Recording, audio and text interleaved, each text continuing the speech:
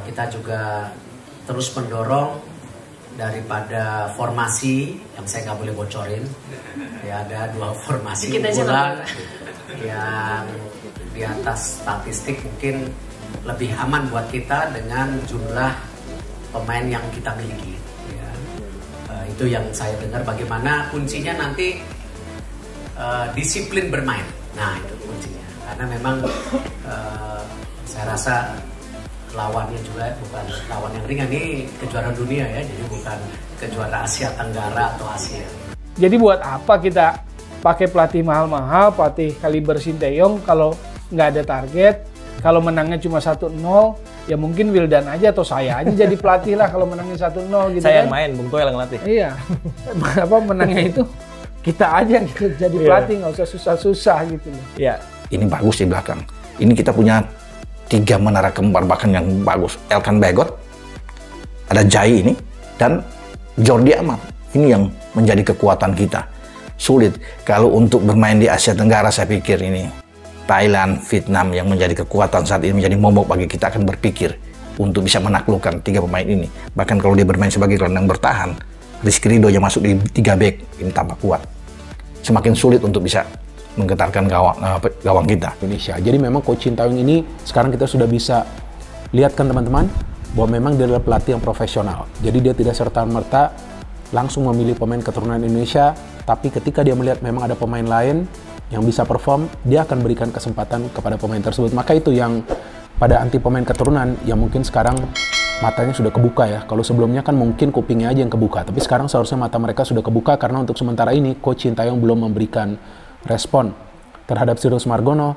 Bahkan untuk saat ini dari PSSI pun belum memberikan respon, tapi yang saya baca beritanya bahwa dari PSSI telah menyatakan bahwa Sirus Margono menjadi WNI bukan atas rekomendasi dari Coach Sinteyong. Jadi kita tunggu saja teman-teman, nanti pemain keturunan mana lagi yang akan memilih menjadi warga negara Indonesia dan pemain keturunan mana lagi yang nanti akan dipilih oleh Coach Sinteyong untuk membela tim nasional Indonesia.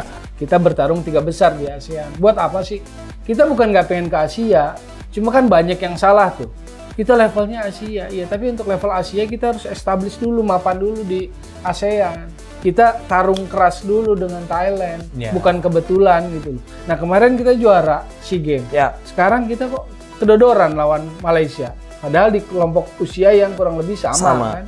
Lalu lawan Timor Leste 1-0, artinya kan kita belum punya konsistensi. Konsistensi itu belum punya. Nggak ada target pula, secara organisasi tidak menetapkan target. Menurut saya menyedihkan. Akibatnya apa? Jadi enak aja Sinteyong saya berlindung dari itu. Keputusan organisasi tidak ada target kok. Padahal menurut saya secara teknis ada banyak keputusan-keputusan Sinteyong dalam hal pergantian pemain maupun pemain yang dipanggil nggak tepat. Jadi memang sekarang ini teman-teman kalau kita perhatikan ya, di media-media pemberitaannya adalah beberapa pemain keturunan Indonesia yang memang ingin membela tim nasional Indonesia. Karena ya sekarang tim nasional Indonesia ini sudah beda. Tim nasional Indonesia yang generasi sekarang ini sudah bisa tembus ke level Asia. Walaupun kita belum tentu akan bisa bersaing di sana kan. Betul dong? Karena kan ya kita lolos ke Piala Asia saja sudah setelah belasan tahun. Terakhir kali kita main tuh kalau nggak salah pada tahun 2007 pada saat Indonesia menjadi tuan rumah. Ya memang harus seperti ini Coach Sinteyong. Dia tentu tidak akan langsung memilih, tapi dia akan melihat dulu ini punya potensi atau tidak. Dan tentu juga dia akan berkomunikasi dengan Ketua Umum PSSI. Tapi jujur teman-teman, saya justru menunggu kapan kita akan bisa memanggil pemain keturunan Indonesia yang bisa bermain sebagai center forward atau striker murni. Karena untuk saat ini, kalau menurut hemat saya, yang kita punya striker yang betul-betul bisa berpotensi menjadi striker house goal atau yang konsisten mencetak gol, itu hanya Ramadan Sananta. Media Malaysia kagum dengan pemain timnas Indonesia untuk lawan Brunei Darussalam pilihan Sinteyong. Menurutnya skuad itu termasuk yang terkuat dan maksimal. PSSI, Persatuan Sepak Bola Seluruh Indonesia, baru-baru ini mengumumkan daftar 25 pemain yang telah dipanggil untuk memperkuat timnas Indonesia dalam pertandingan melawan Brunei Darussalam. Keputusan ini menuai beragam reaksi, termasuk komentar dari media Malaysia, Makan Bola. Pelatih timnas Indonesia, Sinteyong, telah menetapkan 25 pemain yang akan berlaga dalam babak pertama kualifikasi Piala Dunia 2026 zona Asia, termasuk pemain yang berkompetisi di luar negeri. Dalam daftar tersebut, terdapat 9 pemain yang berasal dari liga-liga internasional. Mereka adalah Jordi Amat, Sadil Ramdhani, Asnawi Mangkualam, Pratama Arhan, Rafael Struijk, Elkan Bagot, Sandy Walsh, Marcelino Ferdinand, dan Sain Patinama. Selain pemain-pemain tersebut, 16 pemain lainnya yang dipanggil berasal dari klub-klub Liga 1 2023/2024.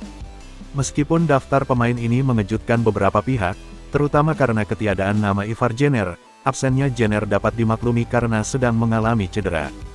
Keputusan pemilihan pemain oleh Shin Tae-yong selalu menjadi sorotan dan mendapatkan berbagai tanggapan dari berbagai pihak. Bahkan, media Malaysia, Makan Bola, turut memberikan komentarnya terkait pemilihan 25 pemain ini.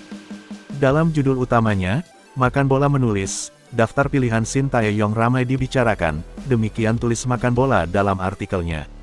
Makan Bola juga menyoroti fakta bahwa 2 pemain yang bermain di Liga Malaysia, Jordi Amat dan Sadil Ramdhani, terus menjadi pilihan utama Shin Tae-yong. Makan Bola mencatat beberapa nama besar yang bermain di luar negeri yang dipanggil untuk memperkuat skuad kali ini, seperti Jordi Amat, Asnawi Mangkualam, Pratama Arhan, Marcelino Ferdinand, dan Elkan Bagot. Pemain-pemain muda yang sedang naik daun, seperti Ramadan Sananta, Arhan Fikri, dan Rizky Ridho, juga mendapatkan kesempatan bermain untuk timnas Indonesia, lanjut Makan Bola. Publik sekaligus penggemar sepak bola di seluruh Indonesia saat ini telah melihat bukti nyata dari kualitas pelatih timnas Indonesia, Shin Tae-yong. Melalui tangan dinginnya, dalam beberapa waktu terakhir, secara perlahan namun pasti, kinerja pelatih asal Korea Selatan itu mulai terlihat kualitasnya. Membawa kemenangan bagi timnas Indonesia pada level senior dan junior, lolos ke Piala Asia, dan prestasi lainnya yang tak kalah membanggakan.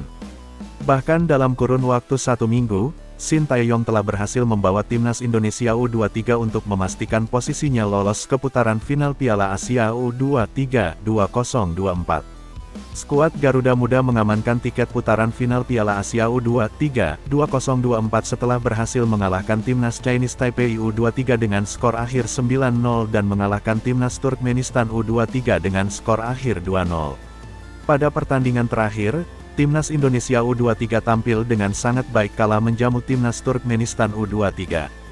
Bermain di Stadion Manahan, Solo, skuad Garuda Muda berhasil menciptakan 2 gol dari pemain Ivar Jenner dan Pratama Arhan.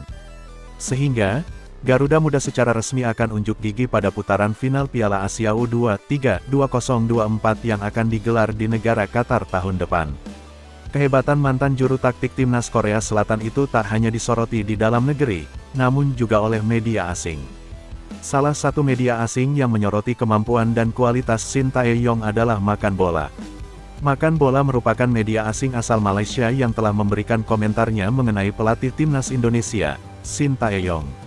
Pelatih kepala dari timnas Indonesia, Shin Tae-yong saat ini telah berhasil mendapatkan pujian dari para pecinta sepak bola di tanah air ketika berhasil membawa timnas Indonesia lolos ke 3 turnamen yang berbeda yaitu Piala Asia 2023, Piala Asia U20 2023, dan Piala Asia U23 2024, tulis Makan Bola pada hari Rabu, tanggal 13 September tahun 2023. Pelatih yang saat ini berusia 52 tahun ini bergabung ke dalam timnas Indonesia sejak Desember tahun 2019 dan berhasil membawa timnas Indonesia dari peringkat ke-173 dunia menjadi peringkat 147 dunia saat ini, lanjut Makan Bola.